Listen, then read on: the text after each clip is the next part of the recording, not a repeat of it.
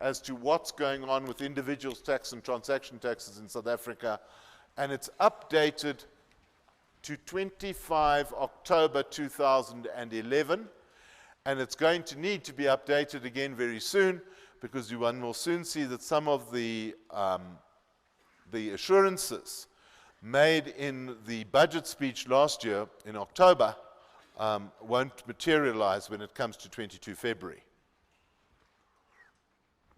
Again, you can Twitter, and again, please can I invite you to the webinar dealing with the update on this 15 minutes after the Minister of Finance stopped speaking on the 22nd of February.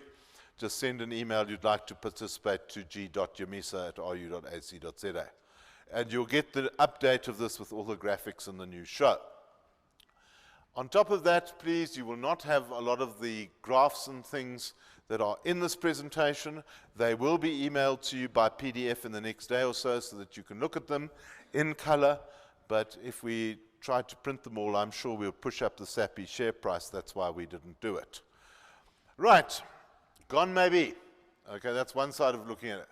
The question is, what did he represent? And some people say it was just a load of bull.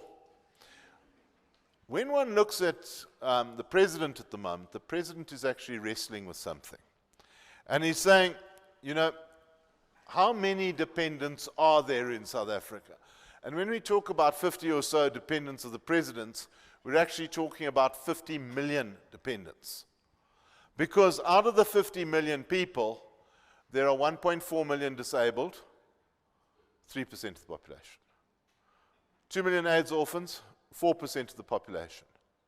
Then 10 million children who require a child grant with 100,000 new applications a month. That's that block. Now, we've been paying for them for some time, and we can afford that. I'll show you now. Then there are 8 million kids whose parents can afford them and do pay for them. They represent another 16% of the population. And then there are 2 million geriatrics. Okay? Fortunately, they join the system as fast as they fall off the other side. So that takes you up to about 50% of the population. And there we have lived for some time. The problem that Zuma is experiencing at the moment and fighting with at the moment is that the 10 million under 18s on child grants are turning 18 at the rate of 1 million a year. And they are joining the ranks of the unemployed, 4 million and counting, and the economically inactive, that's those who haven't applied for a job within the last 30 days, that's another 20% of the population. And the over 18 population is growing at an incredible rate with no jobs, but they have a vote and a cell phone. And they're worried about that because that's the lot that can vote them out next year. And that's where they are seeking to perform. And that's why we get all these 20 times that we hear compatriots in the president's address last Thursday. He's trying to inspire that group of 15 million people who are starting to get angry. The employed people, well, 9 million live below tax threshold, don't pay any tax at all. And to pay tax, we leave it to about 4 million taxpayers, of which 3.5 million earn below 500,000 per year, the middle working class. But when we look at how many wealthy people there are, it is a mere 150,000 taxpayers who earn above 500,000 rands a year. That tiny little red block up the top. And that's what's expected to pay for the whole lot. And what we've got is we might have the most powerful popular leader we've ever had, and he can say, Juju, you're time to grow up, boy. And I've got a new partner in China, you know. But the question is, who's going to pay? And if one looks at the regeneration of South Africa, that was supposed to be the job for investigating by Trevor Manuel. But another thing that we find is that we have all sorts of economic policies, but everybody pulling in different directions. We don't know who's who in the zoo. Is it Patel? Is it Manuel? Is it Gordon? If one takes Manuel's paper from 11th of November last year, He says too much is not promoting either economic growth or jobs.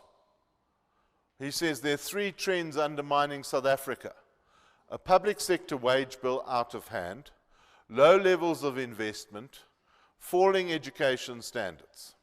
Well, we know that. Tell us something we don't know that. We don't need 27 commissioners in the national planning exercise to tell us that.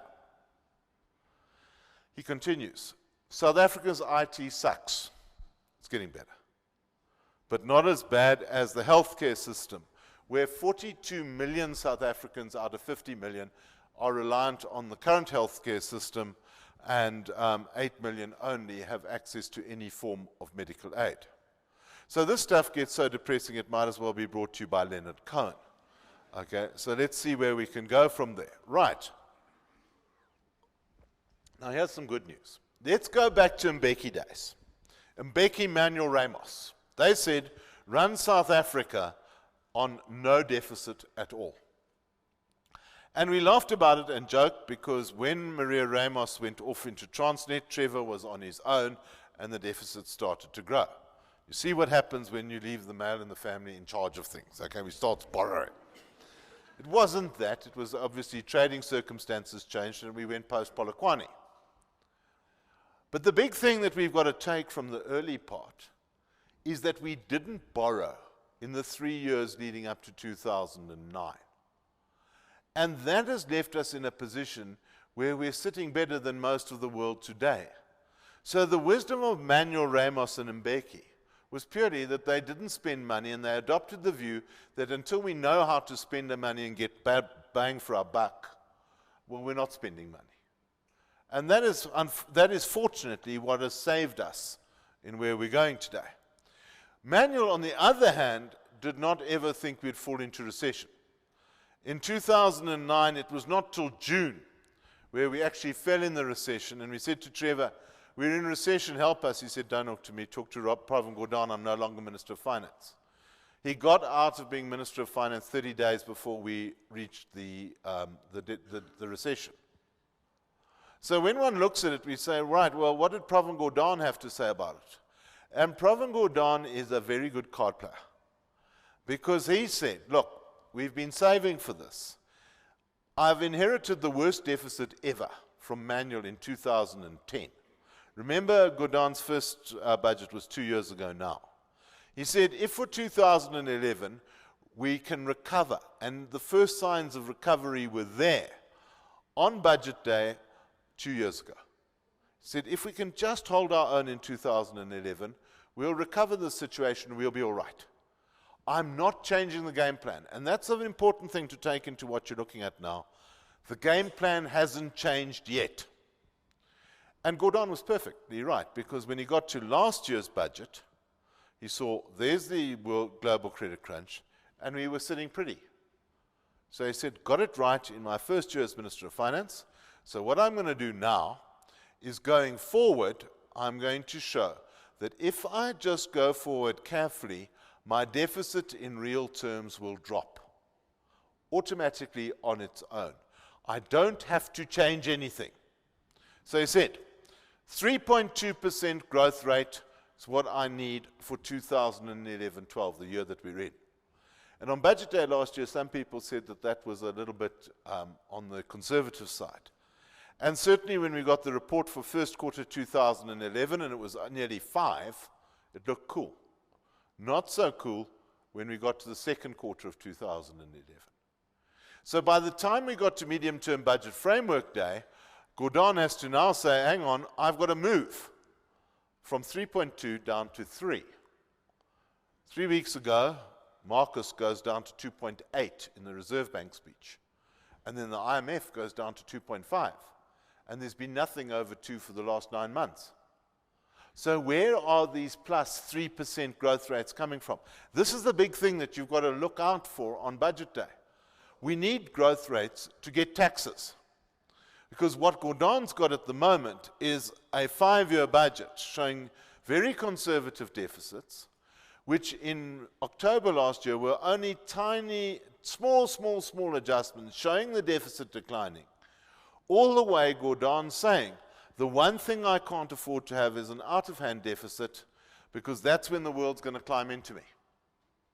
And that's where they're going to downgrade the rand, and we'd have to put up interest rates, and we'll be singing Absorb of the Greek. Okay, same as everybody else in the world's doing. So, what we get is a situation whereas the rest of the world has got triple-digit debt to GDP ratios. South Africa is currently sitting at 36.7%, which is phenomenal by world standards, absolutely brilliant. But we've got to keep it there. We can't go and let it get much worse for fear of a downgrade. And then Gordon starts on where's the extra money for this year.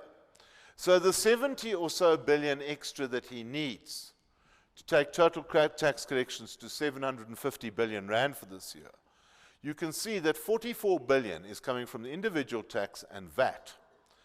But they are already predicting that they're going to be 13 billion short on the VAT collection.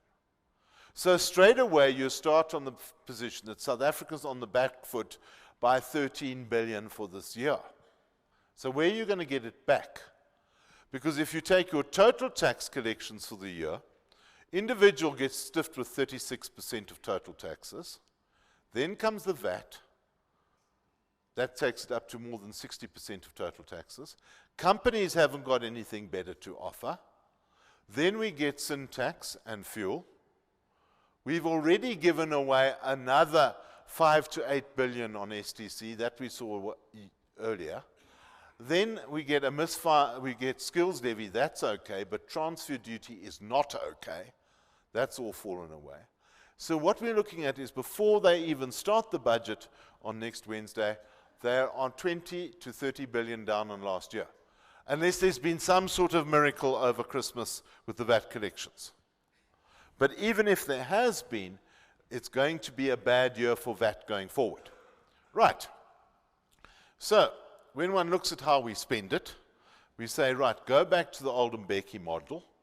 173 billion rands a year on education and climbing. Mbeki says we must teach ourselves better. And then the teachers go on strike. Then you get economic services. Then you get all the pensions and social grants. Notice they're considerably less than the cost of education. Then you have to pay 200,000 Defence Force and policemen to keep us safe at night. Then comes 102 billion for 42 million South Africans on the healthcare system. That's before NHI. Then interest, then community service, and build everybody a house. And if one looks at the current model moving forward, is all that they're doing every year is add 10% to each part of the pie. So you get 8% more taxes, add 2% to the deficit, and there's your 10% extra in extra delivery. Remember, that's 10% nominal. After inflation, it's 5% real growth. But